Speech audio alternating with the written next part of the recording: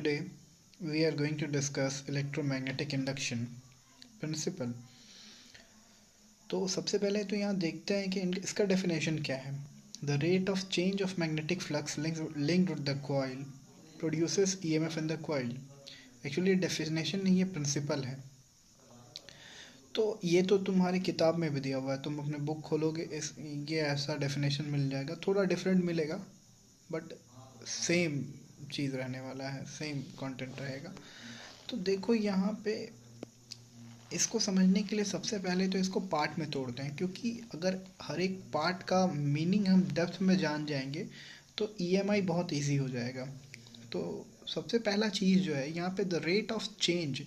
तो ये rate of change क्यों लिखा हुआ है, इसका मतलब है ये कहीं ना कहीं हमसे टाइम के बारे में कह रहा है। मतलब यहाँ पे हम टाइम का भी बात करेंगे। Second thing is magnetic flux. हाँ ठीक है, ये हम समझेंगे ये क्या है, इसके बारे में जानते हैं। इसके बाद आता है कॉइल। हाँ, कॉइल क्या होता है? तो कॉइल बेसिकली वायर होता है, सोचना है वायर होता है। और ये कुछ ऐसा वायर होता है, कॉपर कॉइल हो सकता है, बहुत सारा कॉइल होता है, फैन में भी कॉइल होता है। कभी कोई इलेक्ट्रिशियन के यहाँ जाना तो प्रैक्टिकली उनसे बोलोगे कि कॉइल दिखाने के, तो वो दिखा देंगे कॉइल कैसा होता है। बट फॉर एक पढ़ने के व्यू से हम अभी कॉइल को कुछ ऐसा बनाने वाले हैं, ठीक है। आगे बढ़ते हैं, आगे देखते हैं ईएमएफ क्या है फिर। तो देखो ईएमएफ यहाँ पे जो होगा, यहाँ पे टोटल वोल्टेज है। क्या है? टोटल वोल्टेज है। हाँ, तो हम जो अभी वोल्टेज पढ़ते हैं वो आधा वोल्टेज होता है। हाँ बिल्कुल, वो आधा वोल्टेज होता है। वो हम लोग टर्मिनल पोटेंशियल डिफरेंस के बारे में बात करते हैं। EMF is the total voltage. Actually EMF energy है, बट इसका अगर तुम इसको क्रैक डाउन करो या फिर इसको एक्सपेंड करो तो तुमको पता चलने वाला है कि यहाँ ईएमएफ का मतलब है इलेक्ट्रोमोटिव फोर्स। इलेक्ट्रोमोटिव फोर्स, नाम में फोर्स है बट ध्यान से सुनना है, ये फोर्स नहीं, ये एनर्जी है। ये ऐसा एनर्जी है जो पूरा केमिकल रिएक्शन जिसमें बैटरी होता है उसको वोल्टेज देता है। इतना जान लो, ये टोटल वोल्टेज है बस। आगे देखते हैं मैग्नेटिक फ्लक्स क्या है। हाँ, ये हमारा मैग्नेटिक फ्लक्स क्या होता है। तो देखो मैग्नेटिक फ्लक्स से पहले मैग्नेटिक फील्ड लाइंस क्या होता है। तो मैग्नेटिक फील्ड लाइंस ऐसा फील्ड लाइंस होता है जो एक मैग्नेट से निकलता है, जो नॉर्थ से निकलता है साउथ की ओर जाता है। बट वही मैग्नेटिक फील्ड लाइंस काउंटर करे किसी एरिया को। अब किसी भी एरिया को नहीं, एक कॉइल के एरिया को, किसी कॉइल के एरिया से वो टच करके जाए। इसका मतलब ये यहाँ पे आने के बाद गायब नहीं हो जा रहा है, ये भी मत सोचना। इसके बाद गायब नहीं होगा, ये आगे निकल करके फिर अपना साउथ पोल में जाएगा। तो यहाँ पे बस हम समझाने के लिए यहाँ बना दिए थे, कॉइल को टच कर रहा है तो वो तुम्हारा कहलाएगा मैग्नेटिक फ्लक्स। नेक्स्ट एक्स्ट्रा चीज़ में एक डिवाइस है गैल्वेनोमीटर। अब बहुत बार हम सुने कि भाई गैल्वेनोमीटर क्यों पूरा बुक में गैल्वेनोमीटर का एक आध जगह यूज़ हो गया बट एम मीटर बहुत पढ़े हैं, एम मीटर पढ़े हैं, लेकिन उसका यूज़ क्यों नहीं कर रहे हैं? केवल पढ़ाई के लिए, और यूज़ के समय कुछ और। तब क्यों? तो गैल्वेनोमीटर इसलिए यहाँ हम लोग यूज़ कर रहे हैं क्योंकि गैल्वेनोमीटर इज़ बेटर डिवाइस। अब बेटर डिवाइस बोलने से कुछ एप्लीकेशन जानते हैं पहले। बेटर डिवाइस बोलने से बेटर थोड़ी हो गया। एप्लीकेशन यह है कि ये डायरेक्शन भी बताता है, मैग्नीट्यूड के साथ साथ डायरेक्शन भी बताएगा। मतलब डायरेक्शन बताने का मतलब क्या? हाँ देखो, करंट का डायरेक्शन होता है। अब करंट का डायरेक्शन का मतलब है कभी पॉजिटिव करंट, कभी निगेटिव करंट। हम लोग पढ़ेंगे, बाद में पढ़ेंगे अल्टरनेटिंग करंट क्या होता है। तो अल्टरनेटिंग करंट में जब वेव के फॉर्म में करंट को हम लोग पढ़ेंगे तो पता चलेगा कि एक मैक्सिमम होता है, फिर एक मिनिमम होता है। ये मिनिमम, इसको हम लोग बोलते हैं निगेटिव करंट, और इसको बोलते हैं हम लोग पॉजिटिव करंट, ठीक है। तो ये हमें डायरेक्शन देता है कौन? गैल्वेनोमीटर। और एम मीटर हमें डायरेक्शन नहीं देता है।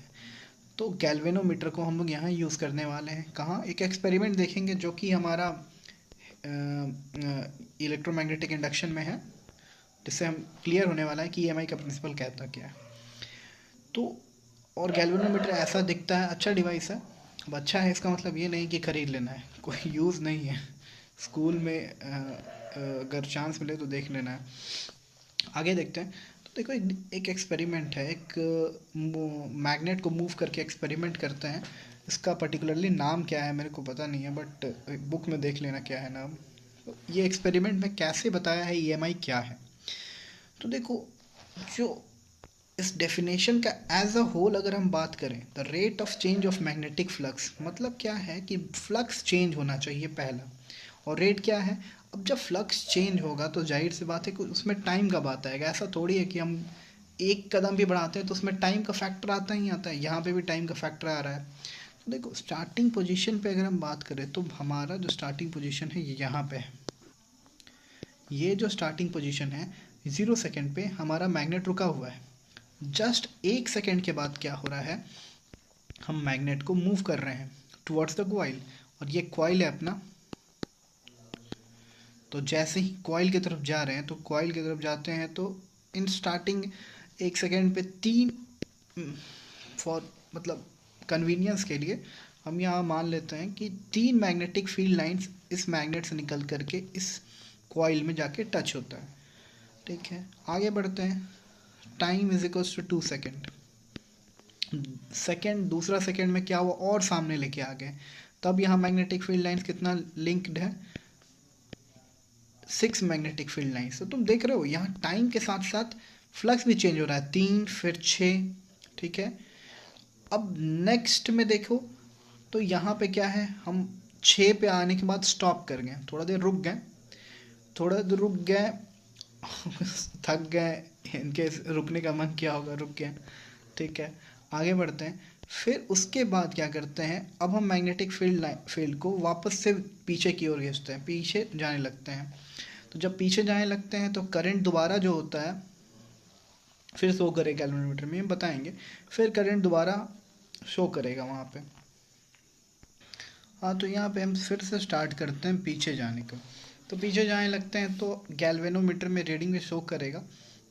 पीछे गए तो अब यहाँ टाइम को भी देखते रहना, टाइम को हम छोड़ चुके हैं, यहाँ देख लेते हैं। यहाँ टाइम हमारा है 3 seconds, then time here 4 second, and यहाँ पे टाइम 5 सेकेंड है अपना। अब देखो, ये टाइम और आगे पीछे ये सबसे मतलब नहीं है। नीचे जो गैल्वेनोमीटर का, स्टार्टिंग से देखते हैं, नीचे जो गैल्वेनोमीटर का रीडिंग है ये अपन का बहुत इंपॉर्टेंट है।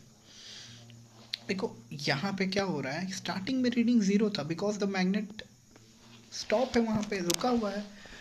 अब नेक्स्ट सेकेंड में हम मैग्नेट को मूव कर रहे हैं, तो मैग्नेट को मूव कर रहे हैं तो हमारा गैल्वेनोमीटर रीडिंग शो करता है, दैट इज़ आई। और रीडिंग के साथ साथ ये डायरेक्शन भी देता है, डायरेक्शन दे रहा है ना, क्लॉकवाइज डायरेक्शन में ये मूव किया। फिर उसके बाद हम और इसको सामने की ओर लेके जा रहे हैं, और सामने की ओर लेके जा रहे हैं। जब सामने की ओर लेके गए तो हमारा फिर फ्लक्स चेंज हुआ, फ्लक्स 3 से 6 हुआ, और उस समय जो गैल्वेनोमीटर का रीडिंग था वो था 2i in the same direction. अब क्या हो रहा है, यहाँ पे कैच है, यहाँ पे कैच है, जैसे ही हम रुक गए, जैसे ही हम रुक गए, वो गैल्वेनोमीटर का रीडिंग भी वापस अपने जगह पे आ गया। अब तक तो दिमाग में ये बैठ गया होगा कि सामने जाना is a good thing and galvanometer shows reading, but अगर हम सामने जा कर के वहाँ रुक जा रहे हैं तब भी गैल्वेनोमीटर रीडिंग तो नहीं दे रहा है। ओके, ठीक है। अब सेकेंड थिंग है कि अगर हम पीछे जाएंगे तो क्या गैल्वेनोमीटर रीडिंग देगा। बिल्कुल, देखो जैसे ही हम पीछे जाते हैं गैल्वेनोमीटर का रीडिंग भागता है -2i। मतलब कि यहाँ से अगर देखो ऐसा कुछ हो रहा है, यहाँ पे था गैल्वेनोमीटर का रीडिंग, फिर उसके बाद जैसे ही स्टॉप किए गैल्वेनोमीटर का रीडिंग 0 पे, और उसके बाद जैसे ही पीछे जाने लगे -2i, और आगे और हम पीछे जा रहे हैं, मतलब हम चेंज कर रहे हैं, फिर ये आई।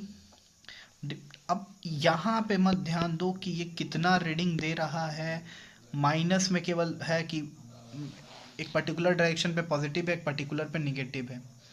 तुमको बस ये ध्यान देना है कि चेंज होने पे गैल्वेनोमीटर में रीडिंग शो करता है। अगर एक जगह पे कहीं कांस्टेंट बैठ गए हैं तो रीडिंग नहीं शो करेगा। तो ये जो प्रिंसिपल कहता है कि मैग्नेटिक फ्लक्स लिंक तो कॉइल से होना चाहिए और एक कांस्टेंट नहीं होना चाहिए, वो चेंज होते ही रहना चाहिए हमेशा। तो जब तक चेंज होगा तब तक गैल्वेनोमीटर में रीडिंग आएगा, और रीडिंग जब आएगा तो इसका मतलब है कि हमारा लॉ वैलिड है, और ये हम एक्सपेरिमेंट में देख रहे हैं। बट आप तो लॉ में यहाँ लिखे हो ईएमएफ, और यहाँ पे इस हमारे एक्सपेरिमेंट में कहीं पर भी ईएमएफ का जिक्र नहीं है, बल्कि हर एक जगह हम क्या बोल रहे हैं, आई। तो देखो ईएमएफ के बारे में हम बोल चुके हैं, ईएमएफ है क्या, वोल्टेज है। अगर वो वोल्टेज है तो तुम ओम्स लॉ पढ़े हुए हो यार, कि V is directly proportional to I, मतलब जहाँ पे I है वहाँ पे जाहिर से बात है क्या होगा, वोल्टेज। क्योंकि पता है कि भाई I आता कहाँ से, वोल्टेज से।